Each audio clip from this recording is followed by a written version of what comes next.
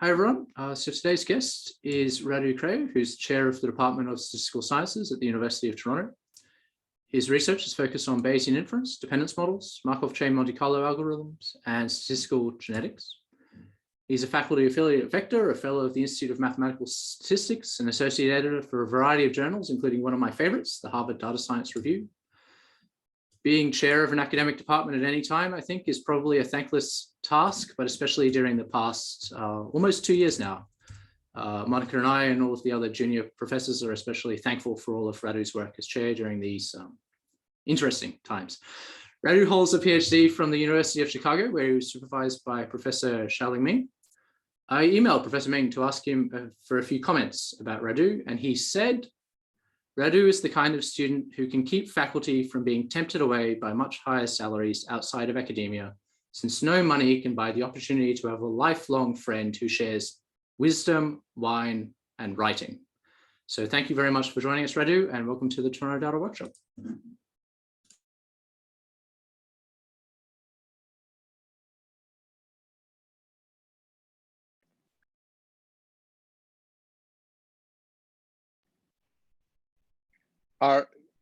Can everybody see my slides and hear me? Okay, thank you very much, Rohan, for the invitation and the organizers. It's great to be here. This is a departure for me. I will give a non-technical talk. So I spend a lot of time thinking about these issues as a member of the statistics community for, let's say, 25 years, if you include grad school, and also as a chair of a growing department, a fast growing department in the last 3 years and a half. So, but that doesn't mean it was easy to do this, but I really appreciate the opportunity to think about this a little bit deeper and longer. If I had known that Rohan will contact my supervisor, probably I would have thought twice about accepting. I'm just kidding. Anyway, so what I want to talk today about is to tell you a little bit about data science and from a perspective of a statistician, me. I do not claim that these views represent the statistical community. I don't even claim that they represent all of my colleagues' opinions. So I take full responsibility for what I'm saying here, and please take them with a grain of salt. And I'm looking forward to a conversation that comes after the talk. I'll try to stay within the limits. So, okay, so now let's see, how do I do this? Okay, so I will talk a little bit about some personal context, the statistical culture as it was when I, let's say, was in grad school and graduating from grad school, the way I perceived it at the time in the 90s, late 90s, beginning of the millennium. I will talk a little bit about the evolution that led to data science, very briefly, and then I will talk about some questions that data science are the revolution of data science, or the disturbance of data science, depending on how you want to look at it, is what are the questions that it's asked of us, to us. And I'll spend a little bit of time speculating about the future. So personal context, I studied mathematics in Bucharest. Immediately, those of you who know where Bucharest is in Eastern Europe, they will know that mathematics in Eastern Europe, it has a heavy meaning. Indeed, my undergraduate studies were 5 years of pure math. Then in 96, I went to Chicago to study statistics, and that was followed by 5 years of pure statistics. So I'm a little bit of a bimodal individual, and I also want to say that in 96, between 96 and 2001, when I left Chicago, the environment in statistics was very different from what it is today. For instance, R was just getting traction. In fact, in our GLM course, we use the Plum, the different software that probably people don't use these days. In fact, we use software rarely in our courses. There were only 3 applied courses where software was used. My thesis was on computation, MCMC, and the software I used in my thesis was C++. And most of my colleagues' dissertations contain lots of theorems and much less data. And the data was used for illustration, not for motivation. So at that time, the way I perceived it as a graduate student, the classical statistics culture included a lot of foundational debates, not only Bayes versus frequentists that people may have heard about it today, but also likelihood principles, sufficiency principles, connections between them, conditionality principle, things like that. It was clear that our modeling had to rely on assumptions, and I think that's something that we kept in our efforts to prove things, that things we do work. We need to figure out under what conditions. So that leads to assumptions, and some of them may or may not be verifiable. So that's actually something I will come back to later on. There was definitely a focus on theory, and it was difficult to graduate without having a considerable section that very theoretical. In fact, during interviews, job interviews, it was not unusual for people to ask you, what was your favorite theorem? What's your favorite theorem in your thesis, right? I mentioned data. And there was a few imports from other disciplines. In computation, we had some algorithm inspired by physics, like Swenson Wang and things like that, but and annealing to some extent. But I could not tell you about other fields of inquiry that use data, for instance. Later on, I discovered that there are such fields, and they have their own independent life in parallel to us. So that was also very interesting. And despite my focus on computation, I could see that the idea of doing a thesis in computational statistics was not necessarily the most important thing to do at that time. It was not considered a priority. Things were changing, in fact, quite fast. And I want to say that my perspective was not actually accurate illustration of what was going on in our field, because I was very young and I was clearly influenced by a certain environment. But for instance, the 90s were incredibly important in developments towards computation, towards things that data science brings forward nowadays. For instance, the first, what is considered the paper that opened the floodgates for MCMC was published in 1990. FDR turns out to be much more efficient, much more used later on, but it was published in 95. R software was starting in 95. Dipshirani's Lasso was published in 96.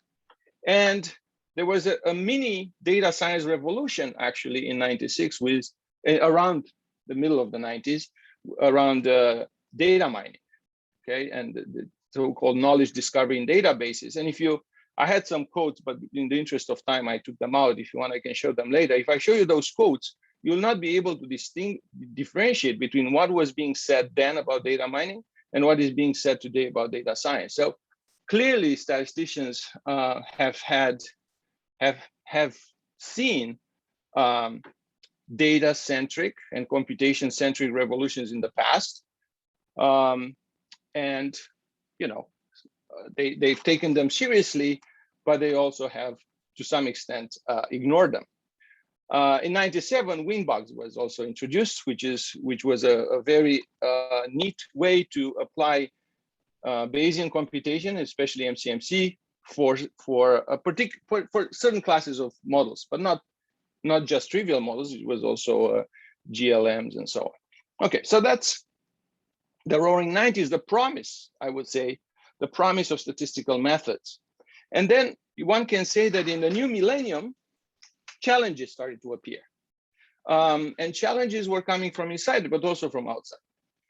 For instance, in 2001, Leo Breiman published a paper in Statistical Science that I would recommend you read, called Statistical Modeling, the Two Cultures, in which he discussed at length and quite critically the statistical culture in contrast with the predictive culture. He said there are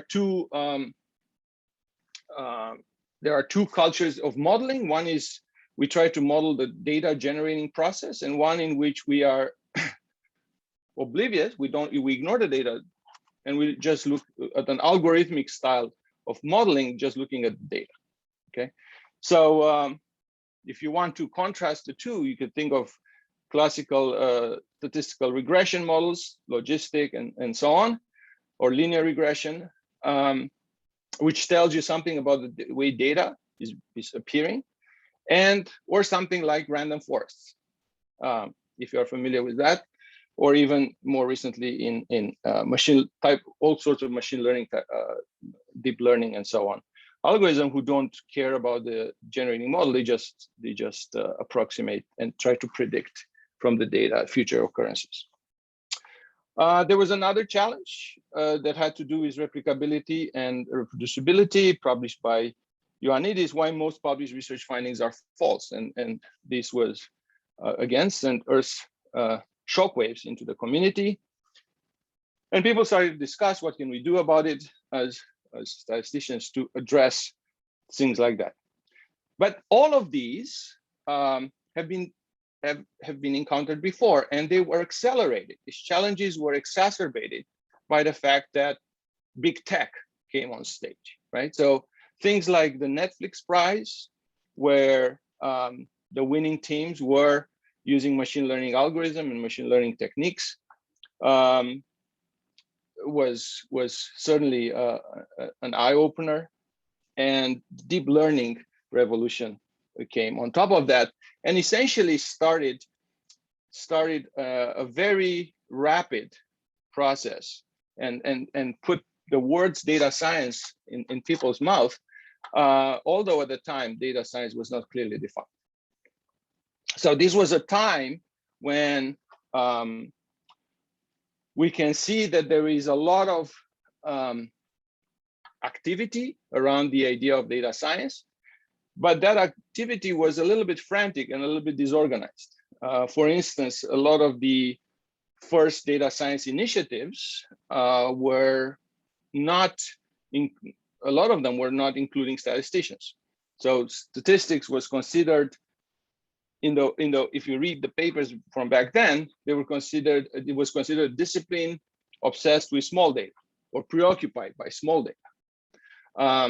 And some of these reactions from the statistical community that I put here should be interpreted as attempts, justifiable in my opinion, to stake out claims over the field of data science. Okay, and you can think of this as the early days of a revolution. And you know, if you know history, you know that in the early days of a revolution, there's all sorts of things going on. Some are not kosher at all.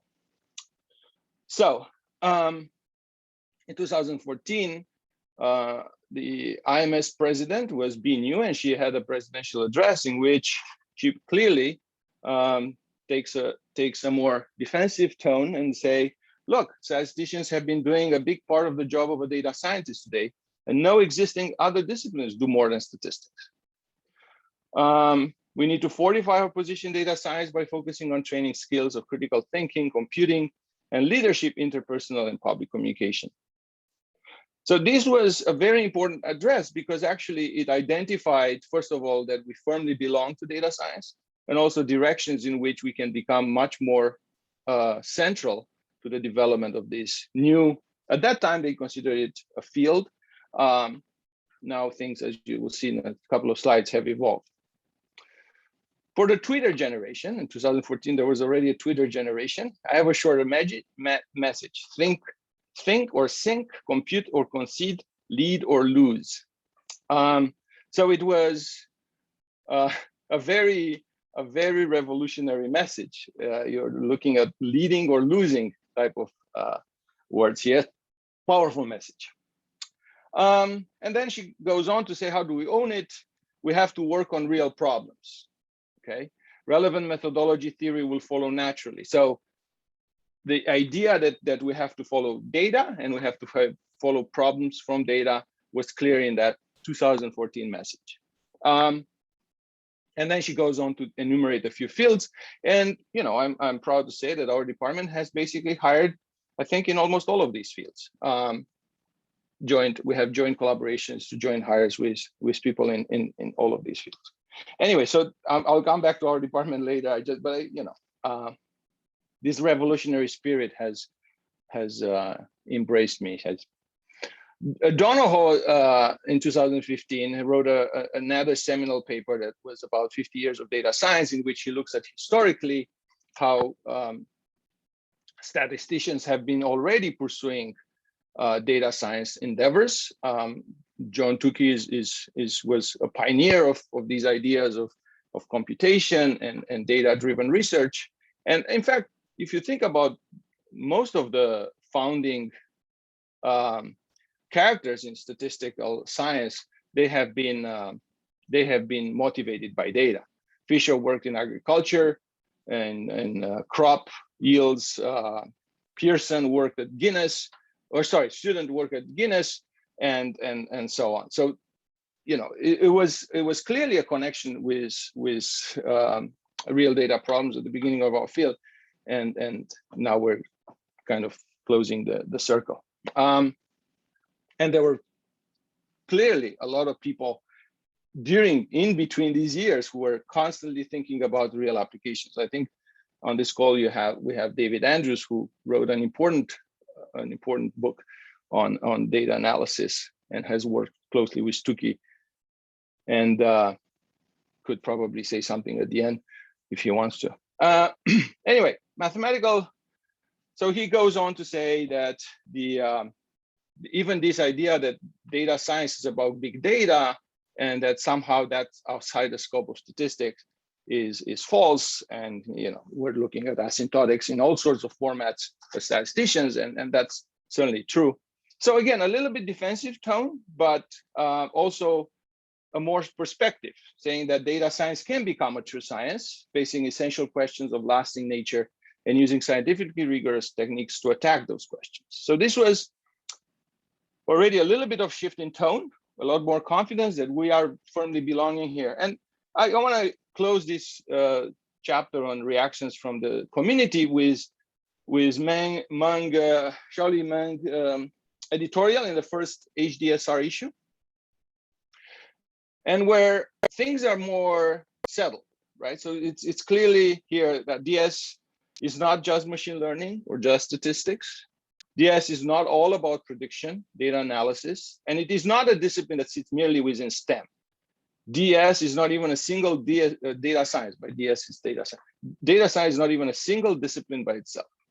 So the understanding of what's going on has evolved rapidly in only 5 years to go from data science is statistics to data science is not even a single discipline by itself. And it's in fact an ecosystem in which all sorts of technologies and all sorts of fields contribute. And they should, in order for this ecosystem to thrive, we should all respect each other and include each other and so on. So that's a grand mission. However, in the editorial, it's clearly stated that data statistics and computer science play a fundamental role in data science, and they are generating methods. And so it's not a dilution of our contribution, it's just a more all-encompassing view of what data science is. Now, are we at the point where we know exactly what data science is? I'm not sure. I think there's a lot to be, one can think of a little bit how things will evolve in the future, and it will involve political decision, legal decision, philosophical decision, ethical decisions. So data science is still evolving, in my opinion, and statisticians will certainly play a very important role, but things will become bigger and bigger. Okay, that's for the future section. I also want to say a little bit about data science initiatives. You see here various various initiatives that have been produced at different times. And I'm, as a Canadian, I want to bring your attention to the CANSI. So this is the Canadian Statistical Science Institute. Although it doesn't have data science in its name, a lot of the principles that governed the creation of CANSI are essentially identified with principles that are underlying data science. So attention to stimulation of collaborative research, the importance of data, the importance of one of the first initiatives that CANSI had was these collaborative research teams. So these were research teams that were created across Canada, and in all of these, you were asked to attract industry partners. So this idea of collaboration between researchers in various parts of the country, but also with industry, is a very data sciencey idea. And so Canada was among the first to, and all credit goes to the leaders of this movement, of this institute, and the governing boards of the time. And this continues to grow very fast, as you know. And in fact, Rohan is now executive director of the Toronto hub of CANSI. So putting him on the spot a little bit, like he did to me a little bit earlier. So, all right. So now this brings me to the meat of my presentation, and this is probably the most personal part of the presentation, because I'm starting to think, what are the questions that we are asking, data science is asking of us, right? As statisticians, as a discipline. And I will split these questions by type of research, by type of activity. So I'll start with the core research. And the first question that sometimes comes to mind is, what is our Hilbert list? For those of you who are not familiar, Hilbert's problems are effectively 23 problems in mathematics that he published in 1900s and disseminated in 1900s in the International Congress of Mathematics, and have essentially influenced the mathematics of the 20th century to a very large extent, and continue to do so even now. So essentially, these were problems that Hilbert was clearly, how to put this, a Renaissance mathematician. He knew all about mathematics, all fields. He could grasp the complexity of the field, identified some important directions in which one should work on. Statistics doesn't have that, and maybe we are past our Hilbert moment, but I think in every area of research, it would be good to have some sort of a Hilbert list. How we reach that, I don't know, but that's something that I think would be important and will help us focus our energies in important directions. Who are we writing for? That's another crucial question, especially for people who are starting their career in statistics. Like, the answer to this question is important, as it determines also what kind of recognition you get from your peers, but who are statisticians, let's say, but also from other disciplines, from other scientists, in the form of collaborations, invitations, grants, and awards. If we are proving theorems that are interest of other people who prove theorems, that will certainly, and that's something that we have done in the past, and we will continue to do so. But we also have to take responsibility for the fact that then the granting agencies will pay less attention to us than we would like. And maybe our immediate impact will be much smaller. I find it a little bit funny because 20 years ago, when I was starting as in academia, you could hear statisticians who were in joint departments with mathematicians complain a lot about the lack of respect that mathematicians had for their research programs. And probably mathematician was like, okay, guys, you're not going to win a Will Fields medal with that kind of math you do. And I find it funny that, and ironic, that these days you can hear theoretical statisticians who dismiss the problems of data science or the problems of machine learning, for instance, as being. I also believe that there is a rich source of problems, theoretical problems, and I think we have a lot of contributions to make. But we have to look carefully at what kind of problems we tackle with our mathematical techniques that we have developed so far. How to and should we measure impact? I think I don't have time to go through all the bullets, but this is again something that is important as we try to increase our grants. We try to attract more students to our field. We cannot just say, oh, you know, I'm writing papers for the after the time I'm dead. It's not always a good strategy, and it's in some sense a luxury that we should think of it as a luxury and think carefully how much of that we can afford. And there's always this core statistician's dilemma that I keep hearing people talk about: adaptation versus amalgamation. How do we maintain our core? How do we maintain our values as statisticians, and how we avoid becoming, let's say, machine learning / computer scientists in the process of adapting to the new environment? And that's something that, as a department chair, I think a lot about, and we try to develop in parallel our collaborative and more applied capabilities, which focus on development methodology, but also we try to make sure that some of the pure statistical themes are being nurtured and further developed. And I do not contrast this as a dichotomy. A lot of times people can do both, but that's something one has to think a lot. I wrote about this, the stink of mathematical righteousness, and I hope you can enjoy that. Okay, so let's move on.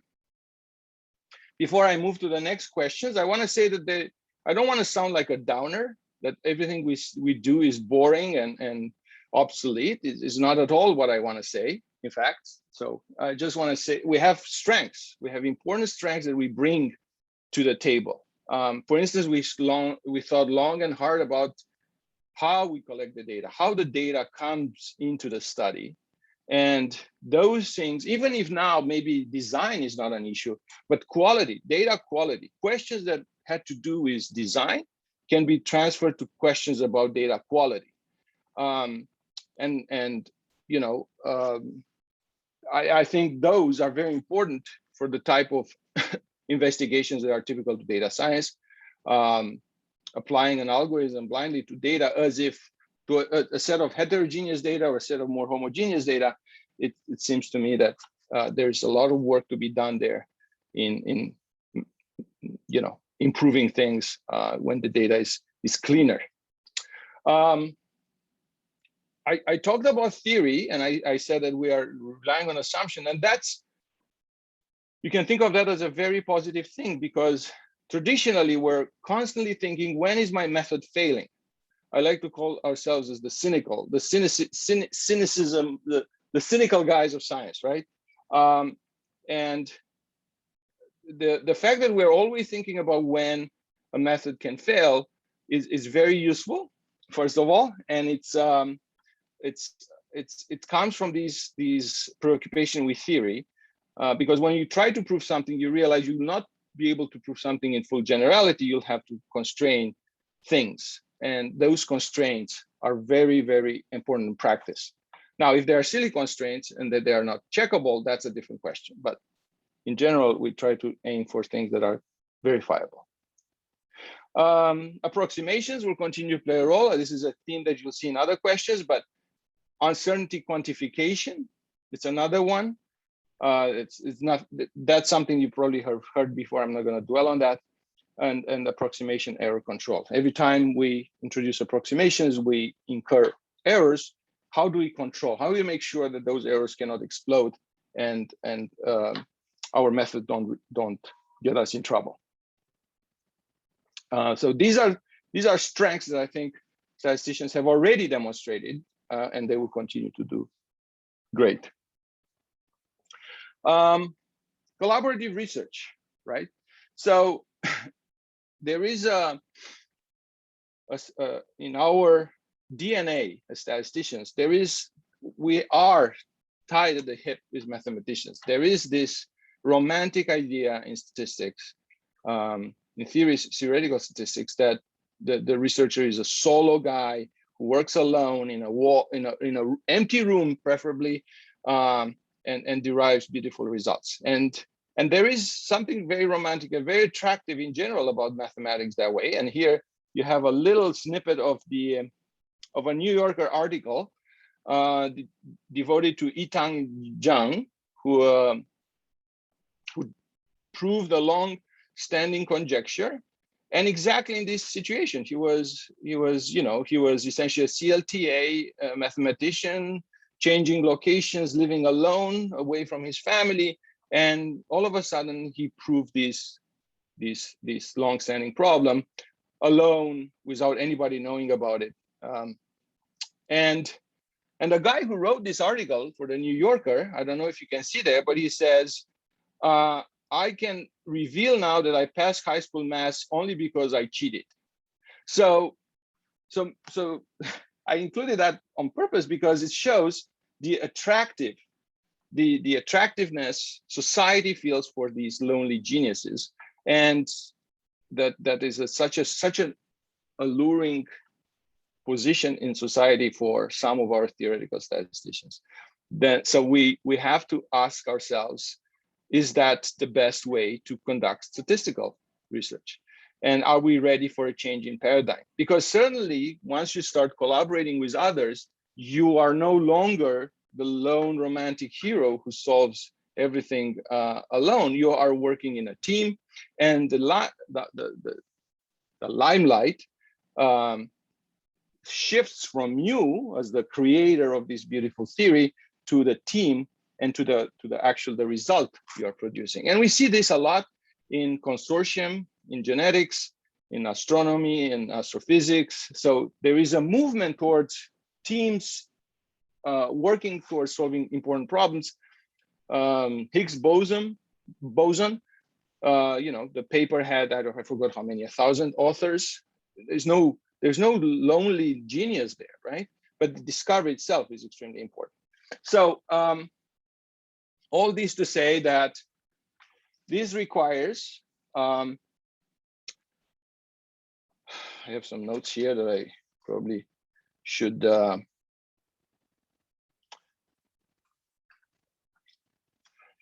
refer to. I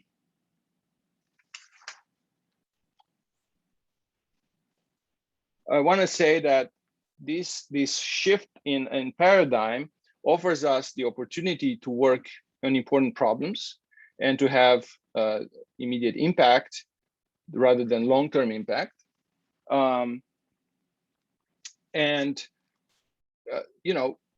You'll make it to the cover of New York Times. Your work will make it on the cover of New York Times, maybe, right? When was the last time a theoretical statistician made it to the cover of New York Times? So it's a completely different different change in mentality, and the dilemmas here are clear, right?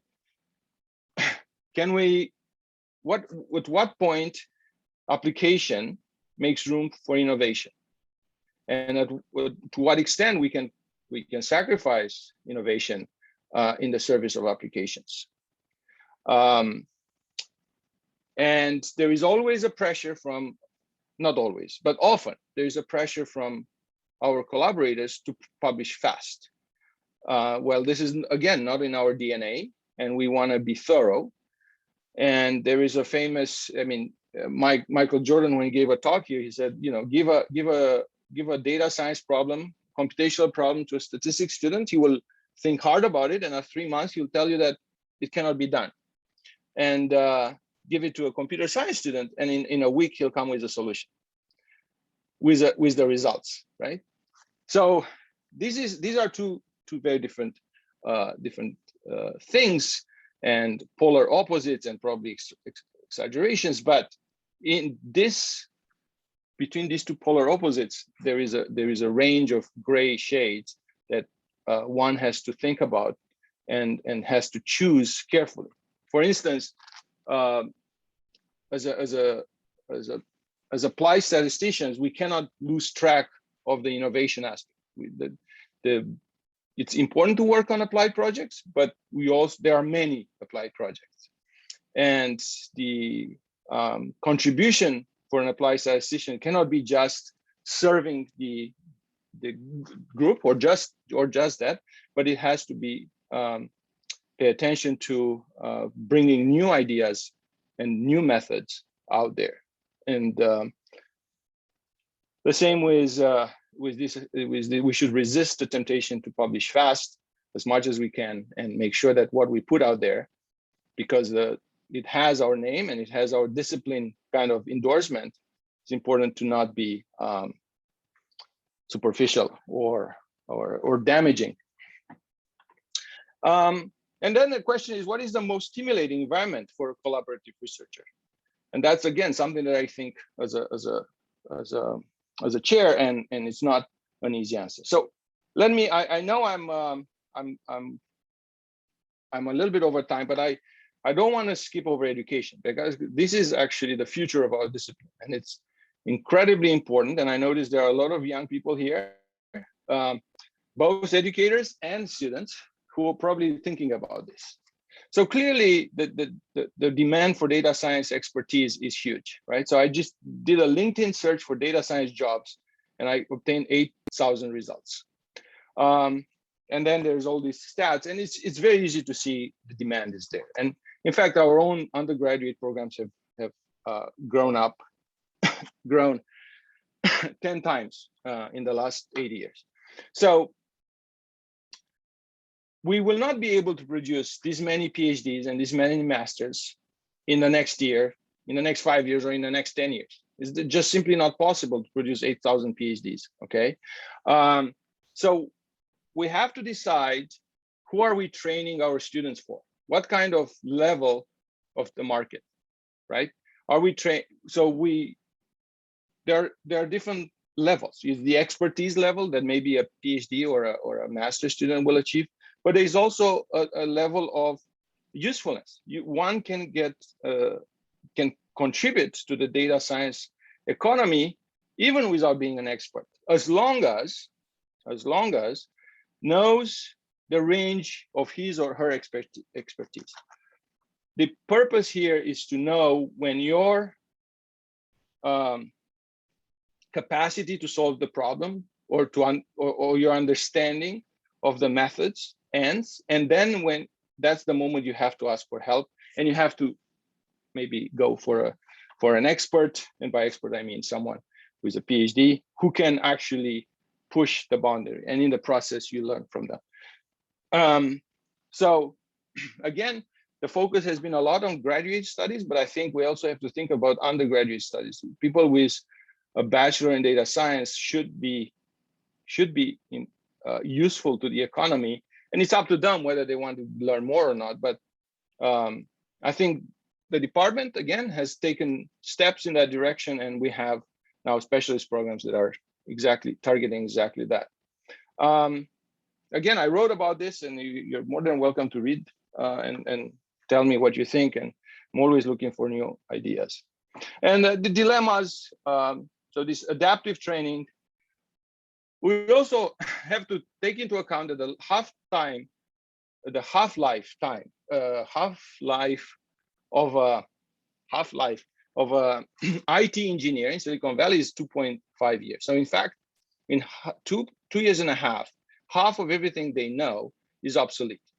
I don't think data science is much further behind in terms of computational aspects and software and so on, but I think statistical principles remain the same. So that's again one of our strengths, that we can teach our students these principles, but of course not in a vacuum. They have to be to understand how the principle apply to real life. And so they can always go back to those every time a new software, a new method comes in. They have to understand how is that connected to sampling, randomization, you know, bias variance trade-off, approximation, control of error, and so on. So these I think are very important, and certainly I don't hold the keys to all the answers, but I think thinking constantly about these, how we teach our students to be adaptive, and what could be their pillars. What can they rely on when the world is shifting every 2 years? That's a very big question that one should think about. Anyway, so I am approaching quickly the end of this. So what is the most stimulating environment of a data scientist? We believe, in our department, we believe that to create a group, I call it a Renaissance department, where you have knowledge in all the important areas of statistics, of core statistics, and you also have people who are interested and talent. They have talent for interdisciplinary research, for applied research, and create teams between these people. Everybody benefits, and the field grows, our visibility grows, so everybody wins. Now, research teams to pursue, these are, you know, very difficult to define in the future, but right now, for instance, causality is a theme that it's clearly penetrating a lot of areas in data science. Computation is another area of growth in which the demand is enormous.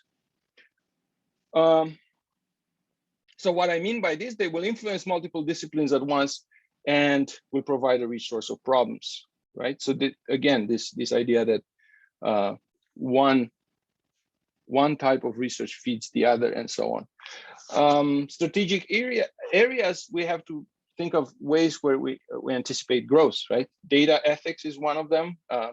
We were one of the first departments to do a joint hire with philosophy, and I think again, something that will be legal, maybe the law aspect, the law aspect of our endeavors, and also how we select links with other disciplines is also something that we are learning as we move along. Just because a discipline has rich data doesn't necessarily make it a perfect partner for us. It has to be a discipline with a culture for uncertainty.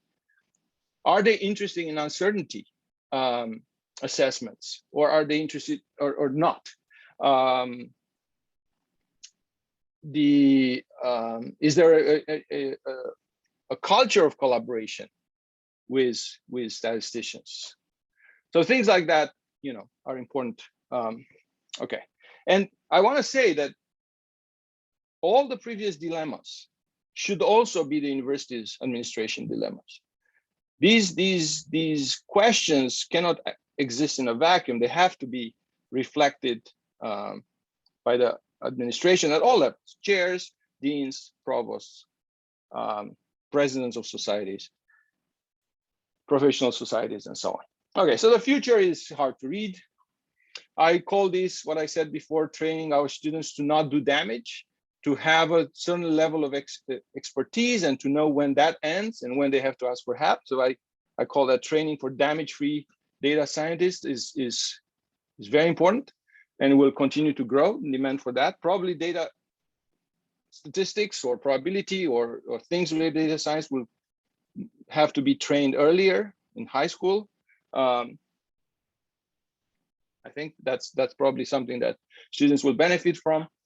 Data is already and will become even stronger currency. That will also mean that we have to protect it. So data privacy, you already see everywhere probably, DP, data privacy considerations, inference, modeling, uncertainty, all of those are huge already and they'll continue to grow. Computation, right? So we move from gigabytes of data to terabytes of data, and maybe we're already there and we have to think about the next one. So shortcuts, computational shortcuts, and so that's what means approximations, and how we control the errors for these shortcuts are very, very important. I wrote about this, will the future mature? And I have a joke there, half joke, that there will be a box type statement that all models are regressions, but only some are linear. So models will become simpler and simpler. But the question is how to, when to use a more complicated model, when to use a more complex model, and how to justify that when you have such an abundance of data. All in all, there's no shortage of data science related employment. And I think you'll agree with me that we are living very exciting times. And this workshop certainly helps disseminating this message. And I'm very grateful that I had a chance to talk here. You can read my papers at that link. You can find some of these disseminating and sort of professional dissemination articles, but also scientific articles there. Thank you. Thank you very much, Radu. That was just, I know that I speak for everyone when I say that was just absolutely incredible.